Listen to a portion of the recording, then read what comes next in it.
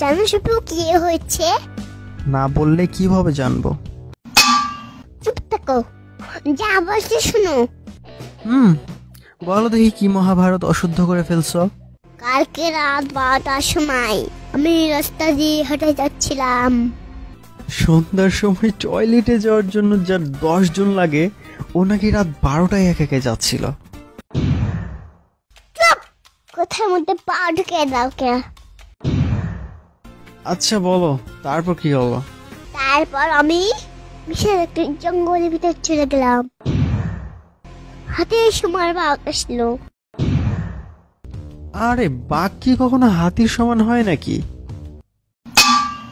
তুমি দেখছো হাতির চেয়ে বড় বড় বাঘ থাকে।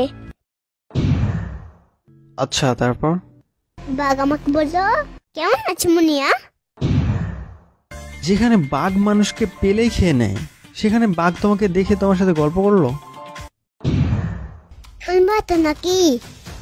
আচ্ছা বলো, তারপর কি হলো? আমি বললাম, তুমি রংস করেছো বাঘ?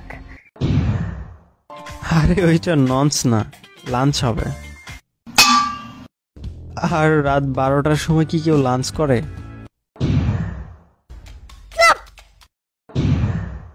আচ্ছা বলো, তারপর কি হলো? তারপর আমি বললাম, বাঘ তুমি কি আমার বাড়িতে যাবা? আমার বাড়িতে 2টা বাঘ আছে। একটা ছেলে আছে আমাদের বাড়িতে খেলছে একটা 2টা বাঘ নিয়ে। আচ্ছা তারপর? তারপর বাঘের সাথে গল্প করতে করতে ঘুম ভেঙে গেল। কি এতক্ষণ ধরে তুমি স্বপ্নের কথা বলছিলা? তো বড়ই উপকৃত হলাম। Thank you so much. আজাইরা গল্প শুনে শুধু সময়টাই নষ্ট করলাম।